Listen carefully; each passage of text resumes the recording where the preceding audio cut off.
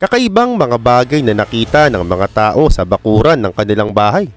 Marami pang bagay ang hindi pa natutuklasan ng mga tao. Pero paano kung isang araw ay may nahukay kang kakaibang bagay na di mo inaasahan na nasa ilalim lang pala ng iyong bakuran? Ano ang gagawin mo? Comment down below. At sa video na nga na ito, tatalakayin natin at ipapakita ko na rin sa inyo ang mga hindi inaasahang mga bagay na nakita ng mga tao sa kanilang bakuran. This is Arvin Polo TV. Please subscribe for more video updates. Kaya naman simulan na agad natin. Number 10. 1700 Cemetery. Ang gusto lang naman ni Vincent Marcelo na taga New Orleans ang maglagay ng swimming pool sa kanyang bakuran para ito'y magamit ng kanyang pamilya. Pero habang hinuhukay niya ng hinuhukay ang lupa, napansin ni Marcelo na parang meron siyang nakapa o nahukay na nicho. At na-discover niya nga dito ang isang makasaysayang sementeryo na tinayo noong 1700s. At nakahukay pa nga sila dito ng 13 caskets habang hinuhukay ng mga manggagawa ang kanyang bakuran.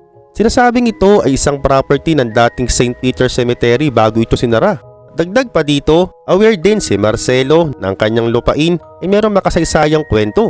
Pero talagang hindi niya inaasahan na makakahanap siya ng mga labirito ng tao. Ang bahay ni Marcelo ay nakatayo sa isang French Quarter ng lungsod. Pagkatapos nito ay humingi sila ng tulong sa isang archaeologist na si Ryan Gray mula sa University of New Orleans.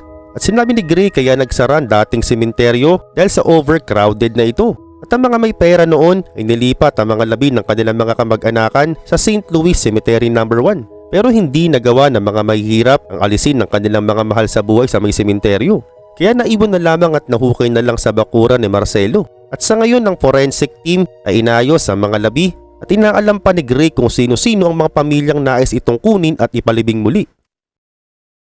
Number 9. Ancient Stone. Si Stephen Davis at ang kanyang kaibigang historia na si Claire Forbes ay nakahanap ng nawawalang The Horse Stone na halos 350 years nang nawawala. Naging adventure na para kay Davis ang mag-research ng mga nangyari sa kanilang lugar. Kasama na nga dito ang hanapin na nawawalang mga bato at akalain mo nga naman na ito'y nakita niya mismo sa kanyang bakuran. Sa una hindi nila ito napansin dahil nga napalibutan ito ng mga lumot at mga damo. Sinasabing ang pang-anim na batong ito ay nakadisplay ngayon sa isang museo. Number 8. $10 million gold coin.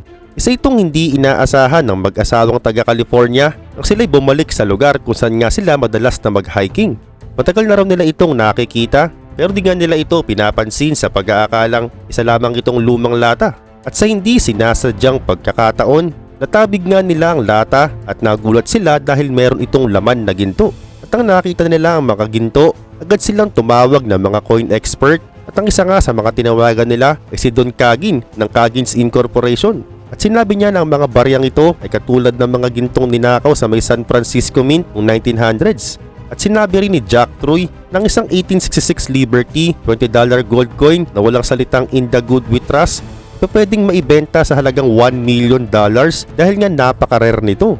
Sabi pa nga niya na ang dahilan noon ng pagnanakaw noon sa mga ginto ay ang pagbabalik o pag-revenge ng kumuha nito sa pagkamatay ni Lincoln noong April 1865. Anya isa itong pribadong barya ng isang tao na ginawa ng mint manager o isang taong may access sa loob ng Old Granite Lady o San Francisco Mint. At pininiwalaan na isa itong inside job. Pero hindi ito sinang-ayunan ng tagapagsalita ng mint na si Adam Stamp. Sinabi niya na wala namang mga record na lumabas na may nakawang nangyari noon sa facility. At hanggang ngayon hindi pa rin alam ng mag-asawa ang gagawin sa mga ito. Number 7. Mastodon Vertebrae. Noong naglalaro ang mga batang sila Eric at Andrew na taga Detroit, Michigan, ay gumawa sila ng maliit na creek sa kanilang bakuran. At napansin ng dalawang bata ang parang batong biglang lumabas na nadaanan nito ng tubig. At inisip agad ng mga ito na baka ito ay buto ng tao, kaya tinawag nila ang kanilang mga magulang. At kinausap ng kanilang mga magulang ang isang paleontologist na si John Jawiski na nagmula sa Cranbrook Institute of Science sa may Bloomfield Hills. At sabi niya ang kanilang mga nahukay ay napatunayang ito'y buto ng isang vertebrae mula sa isang mastodon na may tanda ng 13,000 years. Ang mastodon ay kamag-anak ng mga mammoth at ayon pa sa Gizmodo, isa ring website, na ito na ang kauna-unahang pagkakataon sa loob ng 50 years na nakatuklas sila ng isang bagong species ng mastodon. At FYI, ang mga mastodon po ay mayroong mas narrower na mga molar, mas maraming vertebrae sa pelvis at walang mababang taas sa kanilang panga. At ito yung mga dating nabuhay sa mundo libo-libong taon nang nakakalipas. Number 6. $150K in cash. Noong August 2011, si Wayne Savage, isang unemployed at isang 51 years old na lalaki mula sa Illinois, ay nag-harvest ng kanilang mga tanim ng gulay na meron silang mapansin na isang bag na gawa sa nylon. At pagbukas nila nito, may laman nitong pera na nagkakahalaga ng $150,000 in cash. At dahil dito, dumiretso agad si Savage sa pulis para isurrender ang bag na nakitang may pera. At kapag walang nag-claim nito, hanggang matapos ang taon, magiging sa kanya na ito ng legal. Di nga nagtagal ang isang 87 years old na kapitbahay ni Savage, si Dolores Johnson, ang nag-claim ng pera na nagsabing inalis niya ang pera dahil ito'y may sumpa.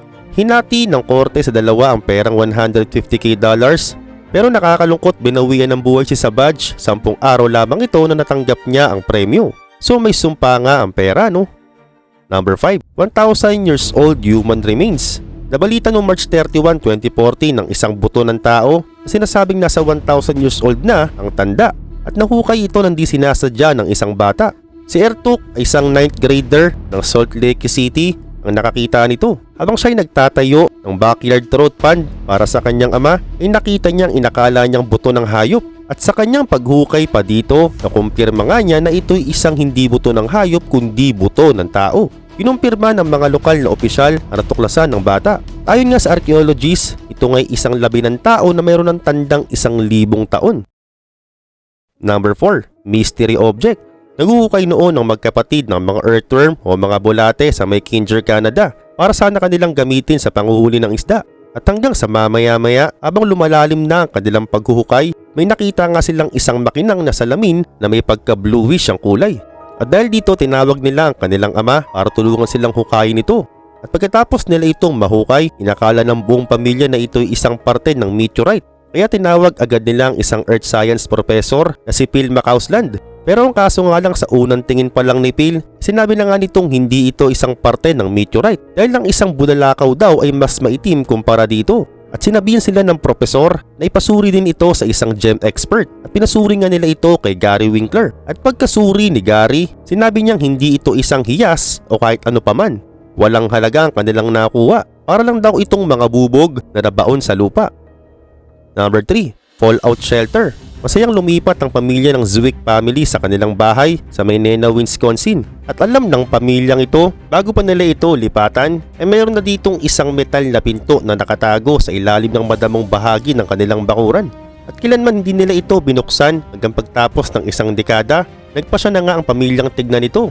At naganap ito noong 2010. Pinagtulong-tulungan nilang itaas ang heavy steel hatch. Isa itong 8 foot by 10 foot chamber at ginamitan pa nga nila ito ng hagdan para babain ito at makita ang mismong loob. At pagpasok nila, doon nga nila nakita na isa pala itong Cold War era fallout shelter na nasa kanilang bakuran. Sinasabing ito'y ginawa para mapaghandaan ng isang nuclear attack. At nakita nga nila sa loob nito ang isang US Army box na may mga lumang damit, medical supplies, tools, flashlights, batteries, candies at iba pang gamit na tatagal ng 2 linggo. At meron pa ditong mga gamit, mga old military ammunition crates na mukhang delikado na. Kaya naman tumawag sila ng isang local branch sa Bureau of Alcohol, Tobacco and Firearms. At sa uli, mga gamit na ito, dinonate na nga lang nila sa Neenah Historical Society para magamit sa exhibit ng panahon ng Cold War. Ganun pa man, saad pa ng dating may-ari ng bahay na si Frank Punch, isang local surgeon, sinabing ginawa nila ang shelter noon pang 1960, 2 taon bago maganap ang Cuban Missiles Crisis. Dagdag pa rito ang ideya ng isang fallout shelter ay hindi para protektahan sila mula sa isang nuclear blast. Sa halip, isa itong taguan para makaiwas sa radiation. Number 2. Gold nugget. Wala pang 2 minuto matapos mabili sa isang auction sa may Sacramento ang pinakamalaking gold nugget na nahukay sa may Sierra Foothills, Fort Minor Country, ay nabid agad ito ng isang mining geologist na si Fred Hollabirt at ang partner niyang si Kagi na isang coin collector. At ito lang naman ay nagkakahalaga ng tumataginting na $460,000. Sa sobrang pagkakamangha ni Kagin sa itsura ng gold nugget, seryoso niyang sinabing gusto nitong bilhin ang buong lupa ng lalaking nakahukay ng ginto. Ang lupa ay may laking 180 hectares na may 20 miles ang layo sa Nevada City.